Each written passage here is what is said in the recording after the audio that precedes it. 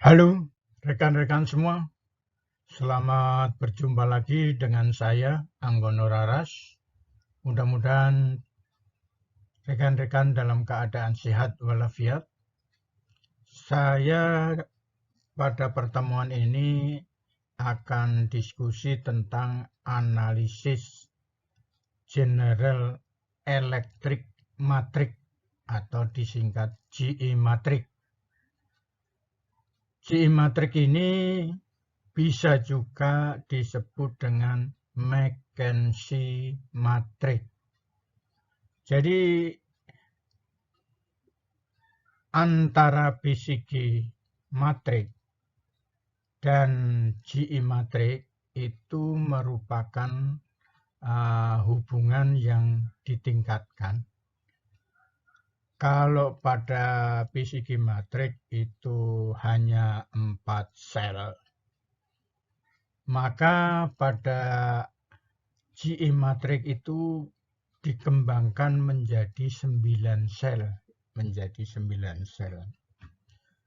Untuk selanjutnya, mari kita diskusikan lebih detail lagi.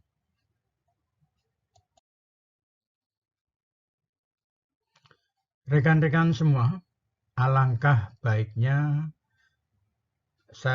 Anda bawa kepada sejarah daripada GE Matrix, kenapa mereka bisa berkumpul atau terjadi sehingga menjadi salah satu tool bagi manajemen dalam rangka menganalisis suatu produk atau suatu perusahaan. McKinsey & Company adalah sebuah biro konsultansi manajemen secara global yang berasal dari Amerika yang didirikan pada tahun 1926 oleh Profesor Universitas Chicago James O. McKenzie. Biro ini memberikan saran mengenai manajemen strategis ke perusahaan, pemerintah, dan organisasi lainnya. Sementara itu, General Electric atau disingkat GE berdiri sejak tahun 1889,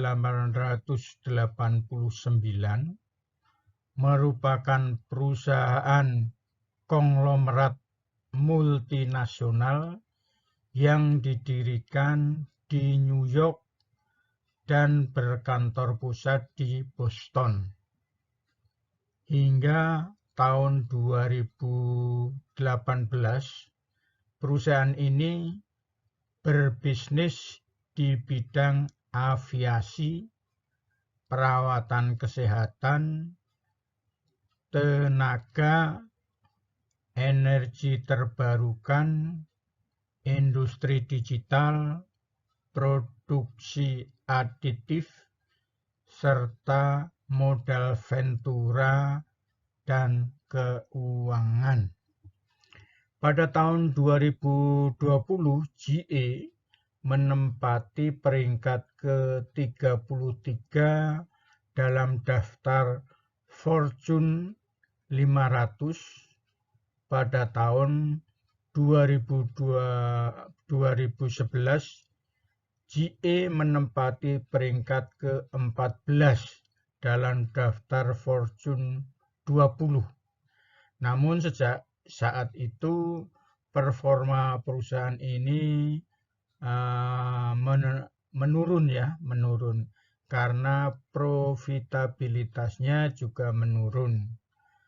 Ada 2 pegawai General Electric yang pernah menerima hadiah Nobel, yaitu Irving Lungmir tahun 1938 dan Ivar Giver pada tahun 1973. Jadi kedua perusahaan ini bergabung menjadi satu untuk saling mengisi dalam rangka membuat atau menganalisis GE Matrix.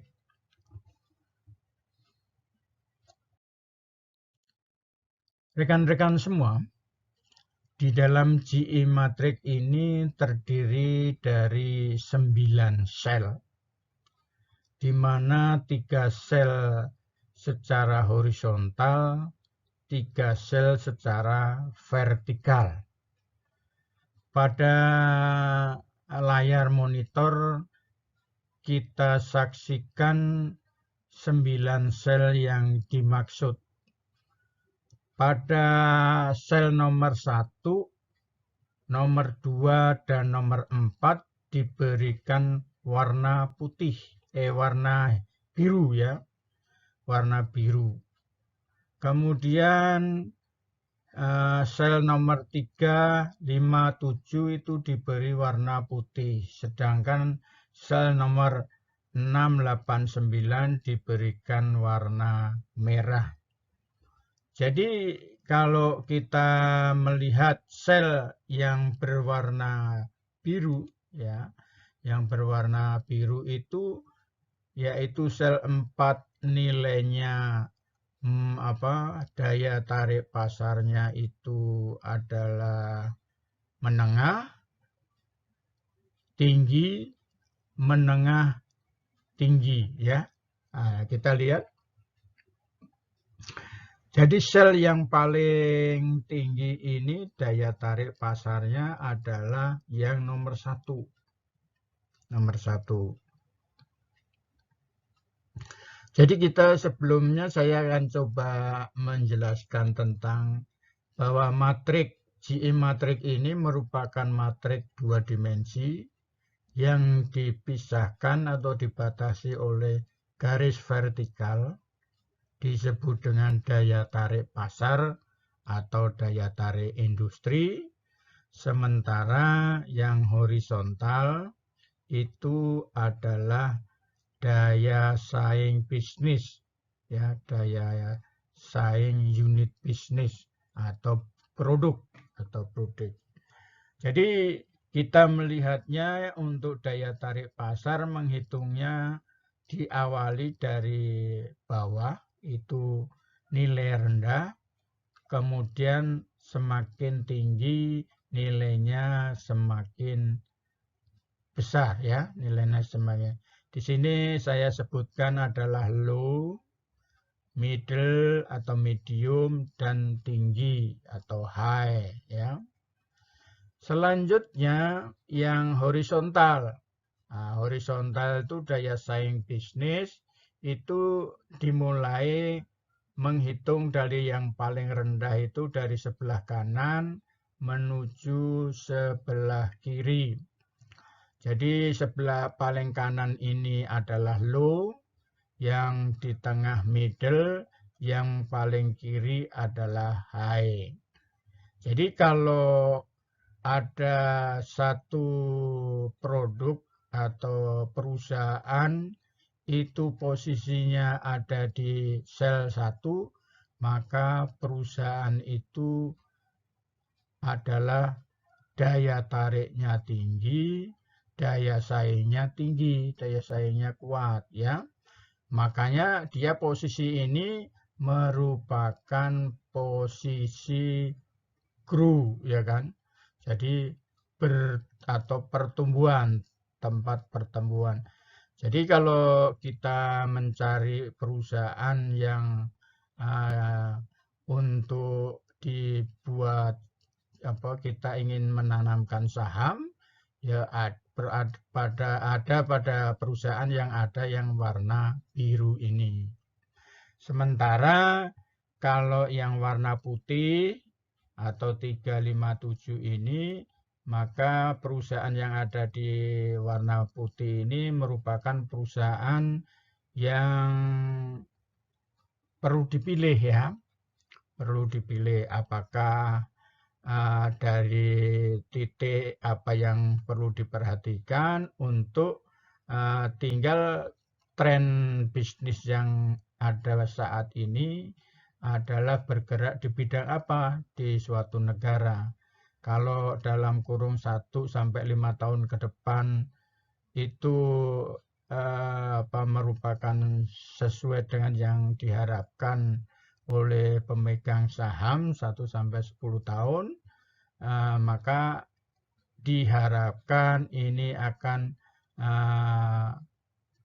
perusahaan ini bisa dipilih untuk ditanami investasi. Sementara yang berwarna merah ini adalah satu perusahaan dengan kondisi yang tidak menguntungkan, kurang menguntungkan. Jadi ibarat kata perusahaan ini sudah dalam tinggal panen saja ya. Tinggal panen saja kalau memang dia sudah berhasil ya. Tetapi kalau perusahaan seperti ini tidak ada hasilnya ya langsung dilikuidasi saja. Karena akan membebani induk perusahaan.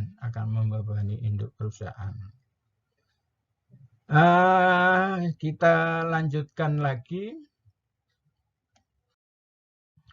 Rekan-rekan semua, pada 9 sel GE Matrix yang sebelumnya, ini pada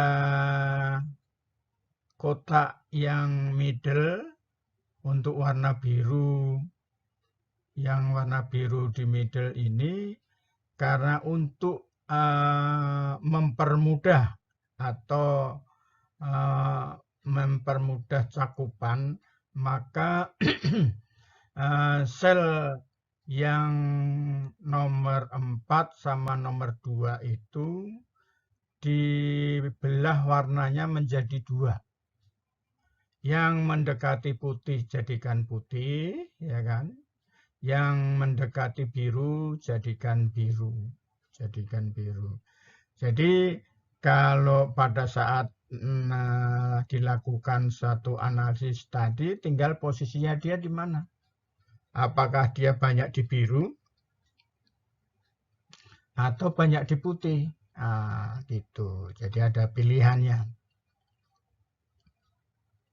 Jadi pada saat selected ini, kalau perusahaan ini ada di putih sini ya, di kotak sini, maka dia termasuk daerah pilihan ya. Ini perusahaan ini bisa diinvestasi, diberikan investasi.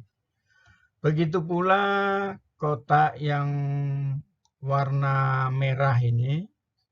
Warna merah ini separuh yang mendekati putih jadikan warna putih, yang mendekati warna merah jadi warna merah. Begitu pula yang kotak yang sel nomor 8 ini, yang warna dekat warna putih menjadi warna putih, yang dekat warna merah menjadi warna merah. Jadi dari gambaran GE Matrix ini terlihat lebih manis ya, lebih manis sehingga pilihannya itu jadi lebih mudah, Baik, kita lanjutkan lagi. Jadi ada beberapa faktor penentu daya tarik pasar. Jadi dari faktor-faktor tersebut itu diantaranya ada 11 ya. Padahal ini yang 11 ini yang penting. Tetapi di dalam prakteknya nanti kita tidak membutuhkan 11-11-nya. Karena apabila ini dilakukan, maka akan membutuhkan skop perusahaan-perusahaan yang besar. Yang pertama faktornya adalah tingkat pertumbuhan jangka panjang. Jadi kita lihat pertumbuhan perusahaan mulai 10 tahun ke belakang ya. 10 tahun ke belakang itu bagaimana trennya? Trennya kemudian diproyeksikan untuk 10 tahun atau 15 tahun atau 20 tahun yang akan datang. Sementara pada saat ini pemerintahan yang sifatnya milik pemerintah, mereka hanya berpikir 2 periode. Karena maksimal pemerintahan mereka itu hanya 2 periode. Kemudian ukuran industri. Nah, ukuran industri yang dimasukin di dalam proses bisnis ini luas atau sempit. Contohnya luas atau sempit, kalau kita mau berkecimpung di pasar level pasar kabupaten, kemudian level provinsi, atau level nasional atau global. Jadi itu perlu menjadi pemikiran ya. Kemudian yang ketiga, profitabilitas industri. Ini menjadi satu pemikiran penting.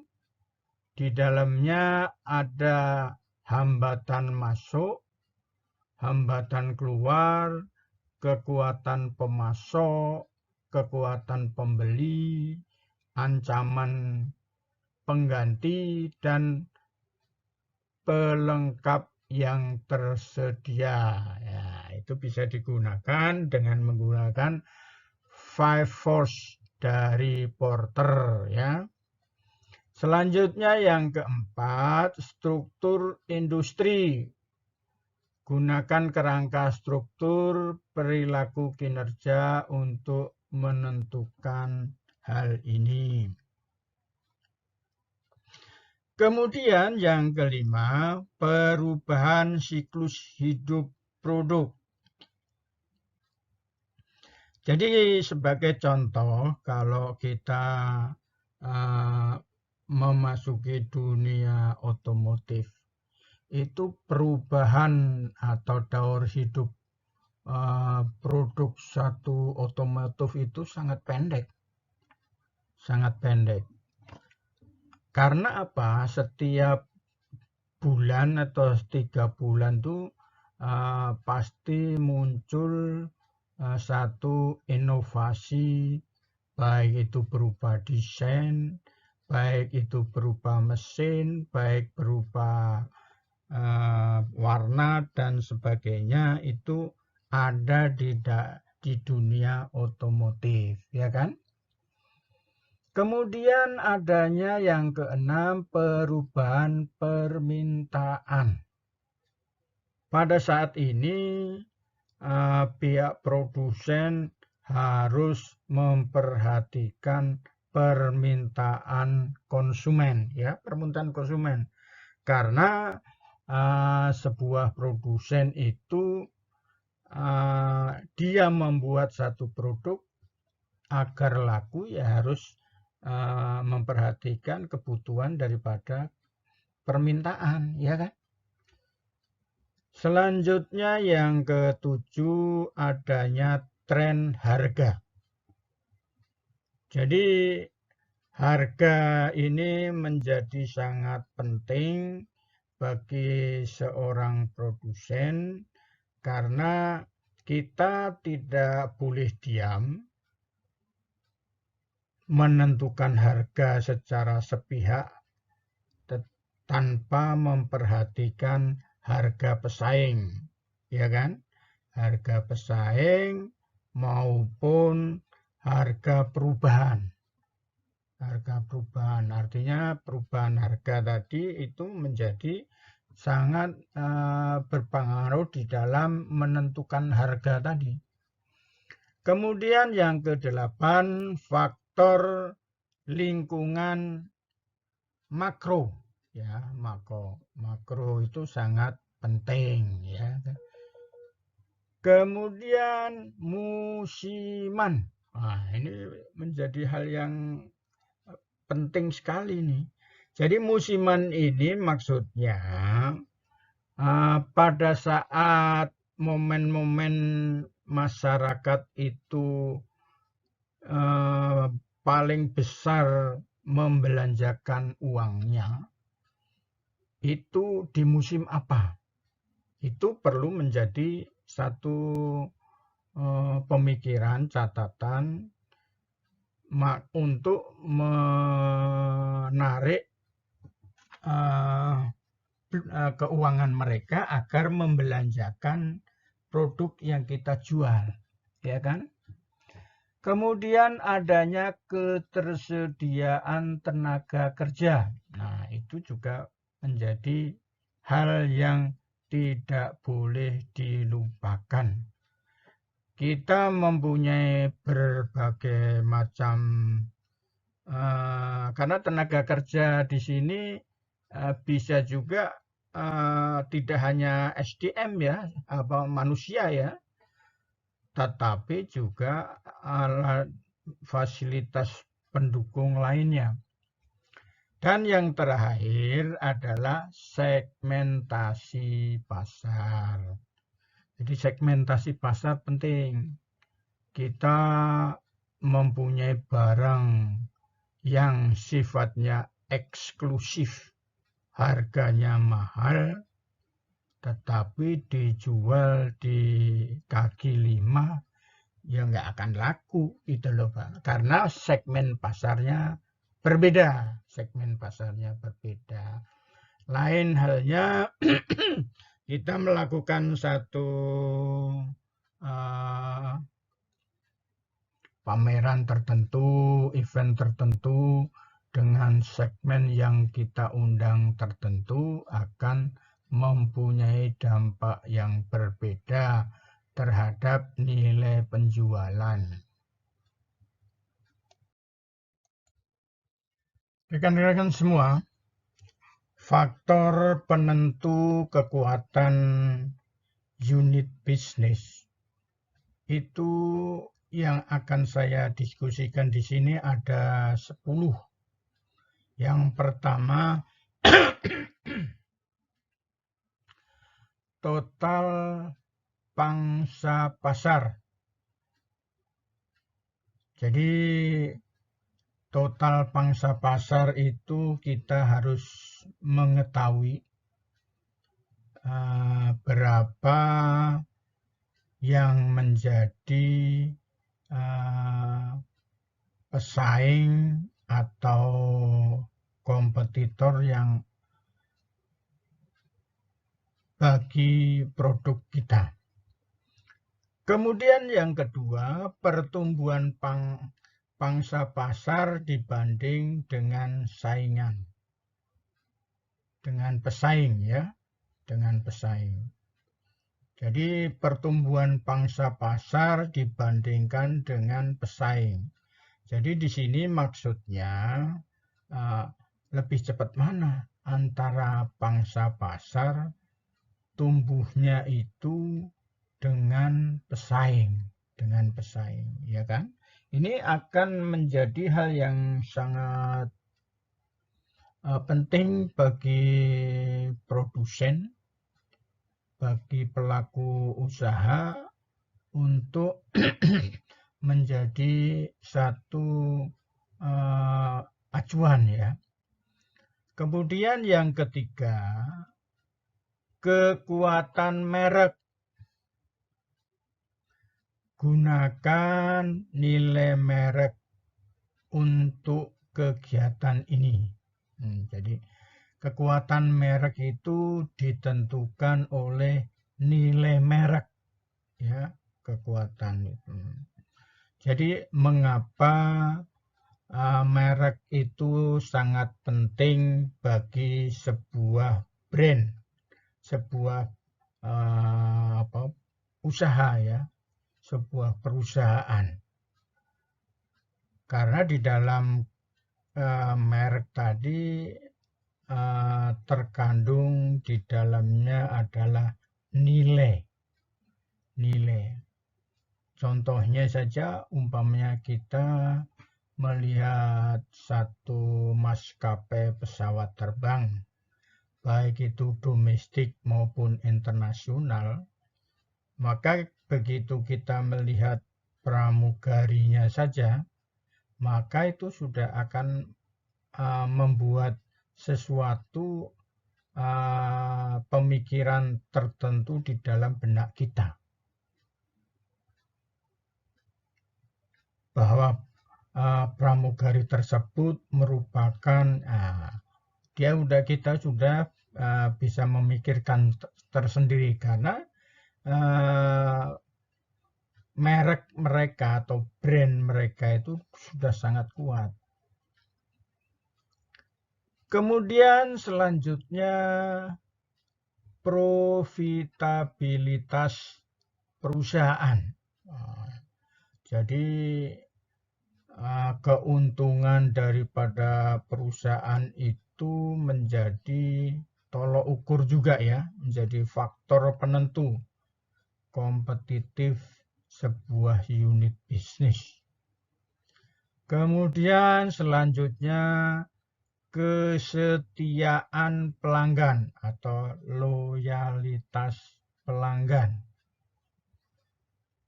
Jadi kalau banyak pelanggannya yang loyal, jadi loyal itu dia kalau tidak menggunakan fasilitas, layanan, atau produk dari merek tersebut, itu rasanya kurang puas. Nah, itu adalah menjadi salah satu kesetiaan atau loyalitas pelanggan. Kemudian sumber daya. Sumber daya yang dimiliki sebuah perusahaan itu menjadi sangat penting ya. Baik itu sumber daya manusia maupun sumber daya mesin dan sebagainya, itu juga menentukan. Selanjutnya yang ketujuh adalah kekuatan unit bisnis dalam memenuhi faktor penentu keberhasilan industri. Nah, jadi kita mempunyai perusahaan bisa nggak mendukung terhadap keberhasilan perusahaan induk itu yang bersaing di dunia industri yang digeluti. Kemudian yang kedelapan, kekuatan rantai nilai. Kekuatan rantai nilai itu sebetulnya merupakan kekuatan daripada perusahaan itu sendiri. Jadi kalau kita bicara rantai nilai adalah bicara tentang kekuatan perusahaan. Kekuatan perusahaan. Kemudian yang ke-9, tingkat diferensiasi produk. Jadi produk yang dihasilkan oleh pelaku usaha itu sampai di mana tingkat perbedaannya. Semakin produk itu berbeda dari produk pesaing, maka kekuatan dari perusahaan tadi akan menjadi semakin nyata. Kemudian yang ke-10, yang terakhir, adanya fleksibilitas produksi. Jadi maksudnya di sini perusahaan mampu memenuhi kebutuhan daripada pelanggan ya. Ini di sini fleksibilitas produksi. pada saat dibutuhkan produk yang begitu meluap, maka pihak perusahaan akan mampu untuk memberikan apa yang diinginkan. Baik, rekan-rekan, mudah-mudahan diskusi ini bermanfaat. Terima kasih. Selamat berjuang.